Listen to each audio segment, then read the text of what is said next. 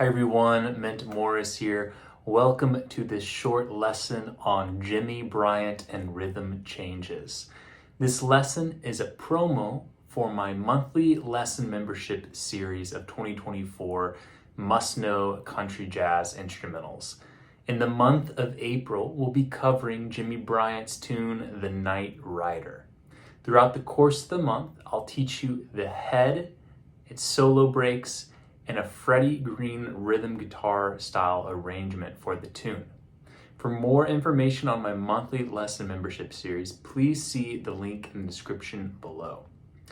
I thought in this lesson we'd cover a basic idea that Jimmy Bryant really demonstrates in this first break for rhythm changes. Often, a way rhythm changes is taught is by thinking of two bars and simplifying the changes. So in a standard rhythm change, we have 1, 6, 2, 5. That covers two bars. Now, to simplify that, we could just think of the first bar as B flat and the second bar as F, or 1 and 5, using B flat as the key of the tune here. Now, the rhythm changes for the Night Rider is slightly different. It's 1 as the B flat, and then it goes to a diminished chord. Now this diminished chord can be thought of in a couple of different ways. I'm going to explain that in the monthly lessons over the course of the month. So if you want to learn more about that, please see the lessons there.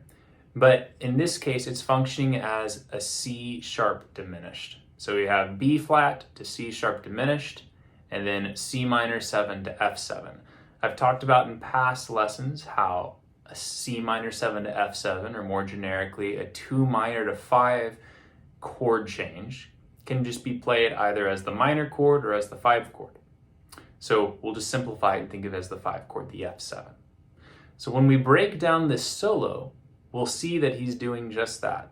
He's playing a B flat idea, or a B flat 6 idea to be more specific for the swing era sound, and then he's playing an F7 or C minor idea. The other idea that I'd like to share and point out in this solo is how he resolves. So a great player doesn't resolve always on beat 1 of the new change, and we'll see that he kind of brings this out in some of the different phrases in his soloing. If you want to create tension in a solo, delay your resolution. So let's get into this solo here. We have, working out of our B flat 6 chord right here. For the first two bars, we're thinking again, 1 to 5, we have this phrase.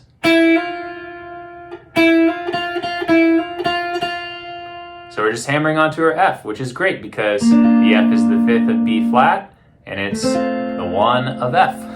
Okay? That's our first phrase, pretty simple. Now our next phrase,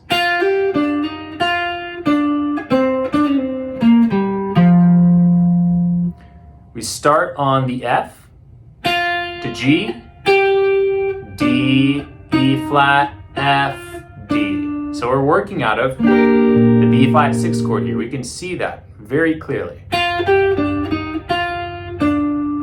From there, we're now thinking of the bar of F, or the 5 chord, and we have this phrase.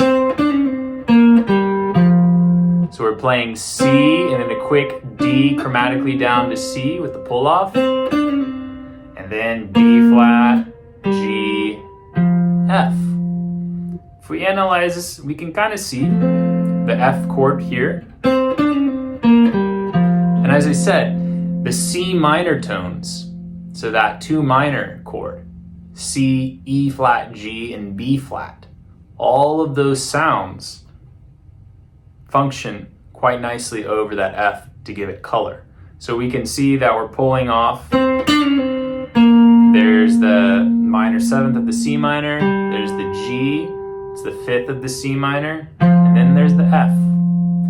And here's our first instance of resolving actually early and anticipating the chord change. So we have this. So we're resolving on the and of 4, right before the chord change actually comes back to the B flat. So we have the first phrase, over the B flat, over the F, and then over B flat, over the F.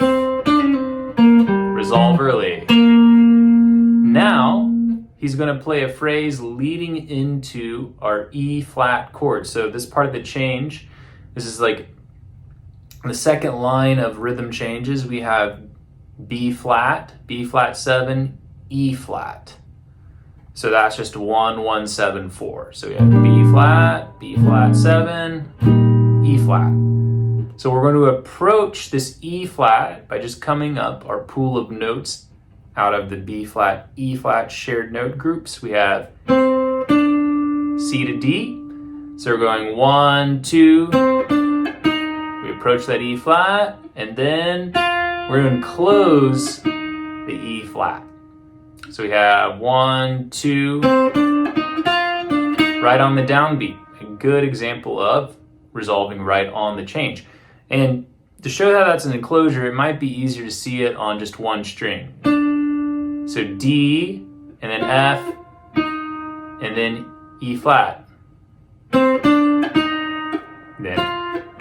we have the enclosure there. So D, F, E flat, F, D, E flat, surrounding the E flat note. Okay, now I'm going to explain this a little more in the monthly lesson series, but what we have here is an E flat, and it's going to go down to an E flat minor, a 4 to 4 minor. This is part of the head of the Night Rider. So we have that, it's leading us back to the 1 chord. Now the last part of this rhythm changes progression is a 1, 4, 1, 5, just a B flat, E flat, B flat, F.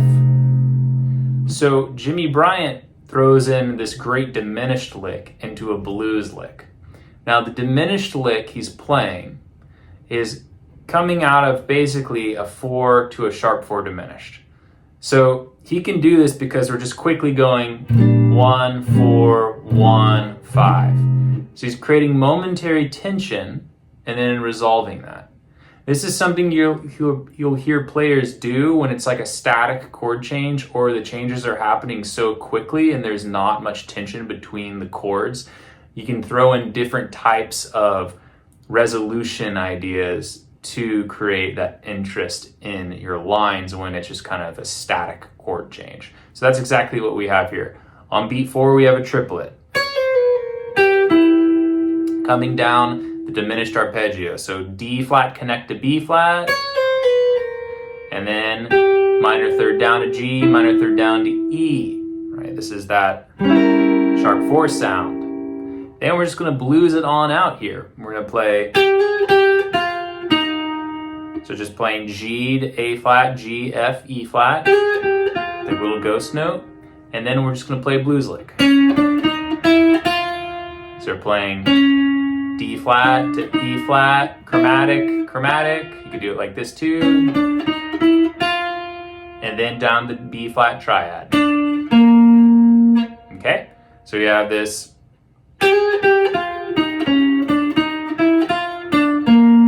to finish off that solo. And we can see how when we have this kind of blues ending 1, 4, 1, 5, just play the blues. Quite simple.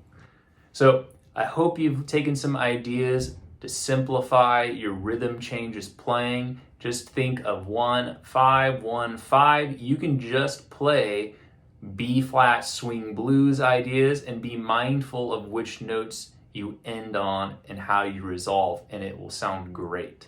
The next step would be to delay or anticipate a resolution, and then beginning to expand the harmony by maybe throwing in an idea like that diminished run that he has in this solo.